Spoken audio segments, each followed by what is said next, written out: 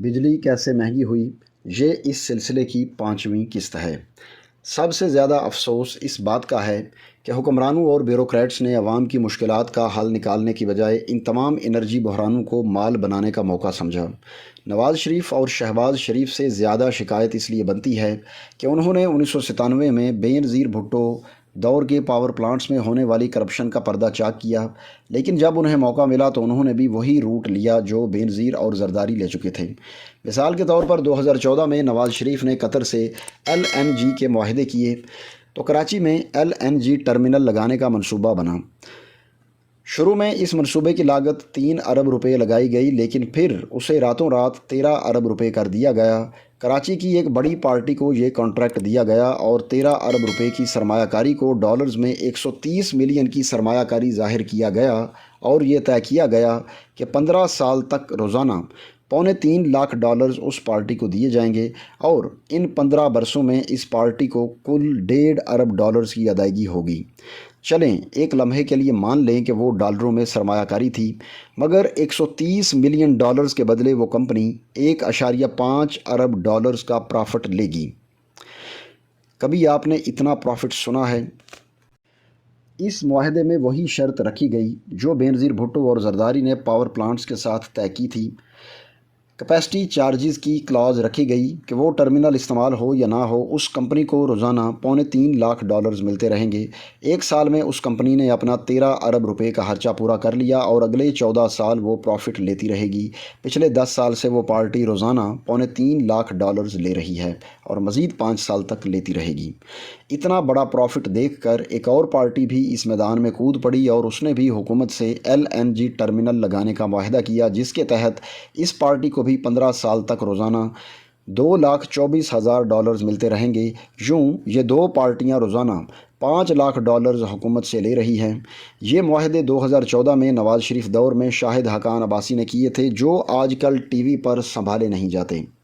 جس پاکستانی کمپنی نے ٹرمینل پر قطر سے آنے والے LNG کارگو شپ کو سمندر سے ایک پائپ لائن کے ذریعے بڑی گیسیفائی جس پاکستانی کمپنی نے پاکستان میں ٹرمینل پر قطر سے آنے والے LNG کارگو شپ کو سمندر سے ایک پائپ لائن کے ذریعے ری گیسیفائی کر کے سوئی گیس سسٹم میں ڈالنا تھا، اسے بھی ڈالروں میں ادائیگی کی ڈیل دی گئی۔ قطر کو ڈالر دینے کی سمجھ آتی ہے کہ آپ ایک غیر ملک سے گیس خرید رہے ہیں، لیکن آپ دو پاکستانی پارٹیوں کو کیسے ڈالروں میں ادائیگی کرنے پر راضی ہو گئے؟ عمومی طور پر گیس اور پٹرولیم سیکٹر میں پروفٹ مارجن 15% ہے، لیکن ان دونوں ڈیلز میں پارٹیوں کو ڈالرز میں 45% تک پروفٹ دیا گیا۔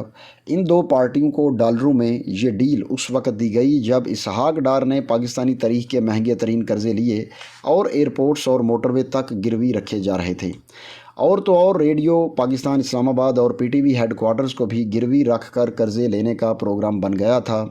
اسحاق ڈار نے $500 ملین یورو بانڈ فلوٹ کیے اور دنیا کی تاریخ کا مہنگا سود ادا کرنے کا معاہدہ کیا۔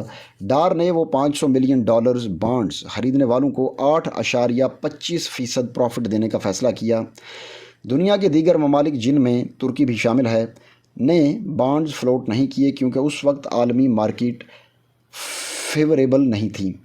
ڈار نے بھی بانڈز فلوٹ کیے اور مہنگا ترین قرضہ لیا۔ مزے کی بات یہ ہے کہ جب ڈار 8.25% پر مہنگا قرضہ لے رہے تھے، اس وقت بھارت کی ریلائنس کمپنی نے $700 ملین مارکیٹ سے اکٹھے کیے اور ریٹ 2.25% دیا۔ اندازہ کریں عالمی مارکیٹ میں ایک بھارتی کمپنی کی ریٹنگز ایک نیوکلیئر ریاست سے زیادہ نکلی اور کم سود کے ریشو پر قرضہ ملا۔ جب ڈار نیوکلیئر سے پوچھا گیا کہ اتنا مہنگا قرضہ کیوں لیا، تو جواب ملا، ہم پاکستان کی عالمی ساکھ چیک کر رہے تھے، غلطی ہو گئی۔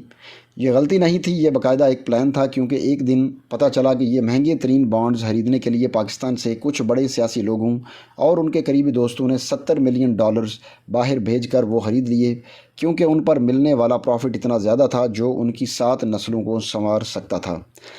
مطلب اس کا بڑا واضح تھا کہ پاکستان کے اندر موجود لوگوں نے پاکستان کو مہنگی ترین شرائط پر وہ قرضہ دیا تھا۔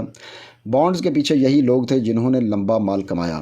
جب یہ بات سامنے آئی کہ دراصل کچھ بڑے پاکستانیوں کو فائدہ دینا مقصود تھا، تو اس پر سینٹ کی فنانس کمیٹی کے چیئرمین سلیم مانڈوی والا نے اجلاس میں وزارت خزانہ کے افسران کو بلایا کہ ان پاکستانیوں کے نام کمیٹی کے ساتھ شیئر کیے جائیں جنہوں نے $70 ملین پاکستان سے باہر بھجوا کر وہ بانڈز خرید کر لمبا ہاتھ مارا۔ سیکرٹری خزانہ ڈاکٹر وقار مسعود نے ان پاکستانیوں کے نام کمیٹی کے ساتھ شیئر کرنے سے انکار کر دیا۔ انہوں نے کہا کہ وہ بینکنگ سیکریسی قانون کے تحت یہ نام نہیں دے سکتے۔ کمیٹی ممبران کے تمام تر دباؤ کے باوجود وقار مسعود نے ان بڑے لوگوں کے نام ظاہر نہیں کیے جنہوں نے مہنگے ترین مارک اپ پر حکومت پاکستان کو قرضہ دیا تھا۔ اسی ڈاکٹر وقار مسعود کو اب نگران حکومت میں مشیر کا درجہ دیا گیا ہے جو ہمارے فنانشل معاملات کو دیکھ رہے ہیں۔ وہ بانڈز کن لوگوں نے خریدے تھے؟ چودھری شجاعت حسین کو ان سب کا علم تھا۔ ایک دن چودھری شجاعت حسین نے مجھے خود اپنے F8 والے گھر میں بتایا تھا کہ وہ چند بڑے لوگ کون تھے جنہوں نے ان بانڈز سے فائدہ اٹھایا تھا۔ چودھری شجاعت حسین نے جو نام لیے ان میں اکثر وہی لوگ تھے جو یہ بانڈز فروٹ کرنے کی منصوبہ بندی کے پیچھے تھے، اور لاہور میں ایک بڑے بینک کا مالک بھی ان میں شامل تھا۔ اب ہونا تو یہ چاہیے تھا کہ شاہد حقان عباسی وہ 3 ارب روپے جسے بعد میں راتوں رات 13 ارب کر دیا گیا، PSO یا سوئی سدرن گیس سے لے کر یہ ٹرمینل لگواتے تاکہ جو ملک بھر سے ڈالروں کے مہنگے قرضے لے رہا تھا ان پر ڈالروں کا بوجھ نہ پڑتا۔ لیکن ایک طرف مہنگے قرضے لیے جا رہے تھے تو دوسری طرف روزانہ 2 پارٹیوں کو $5 لاکھ دیے جا رہے تھے۔ اب پچھلے 10 سالوں سے دے رہے ہیں۔ شاہد حقان عباسی اور مفتاح اسماعیل چاہتے تو PSO کے ذریعے یہ ٹرمینل لگوا کر پاکستان کے روزانہ $5 لاکھ بچا سکتے تھے۔ آج کل یہ ٹرمینل پرائیویٹ پارٹیاں لگا رہی ہیں اور حکومت پاکستان سے $1 یا $1 تک نہیں لے رہی۔ اگر نئی پارٹیاں اس ٹرمینل بزنس میں پیسہ بنا رہی ہیں تو پھر ان 2 پارٹیوں کو کیوں 15 سال تک $5 لاکھ روزانہ کی ادائیگی ڈیل دی گئی؟ یا اگر ڈیل دینی بھی تھی تو انہیں پاکستانی روپوں میں دی جاتی۔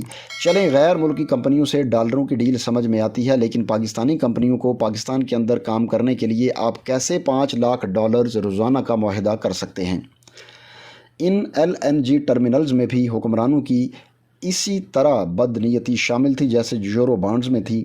وہ یورو بانڈز بھی اکثر نے خود خریدے اور یہاں LNG کے فلوٹنگ ٹرمینلز میں بھی یہی کھیل کھیلا گیا۔ اب آپ یقیناً پوچھیں گے کہ ان ٹرمینل معاہدوں کا بجلی مہنگی ہونے سے کیا تعلق؟ تو سن لیں کہ بہت گہرا تعلق ہے۔ دوستو، یہ مشہور کالم نگار اور صحافی رؤوف کلاسرا کا کالم تھا جو 3 ستمبر 2023 کو روزنامہ دنیا میں شائع ہوا۔ ویڈیو اچھی لگی تو لائک کریں، چینل پر نئے ہیں تو سبسکرائب کریں اور گھنٹی کے بٹن کو دبا کر نوٹیفیکیشنز آن کر لیں تاکہ ہماری تمام ویڈیوز کے نوٹیفیکیشنز آپ کو سب سے پہلے ملیں۔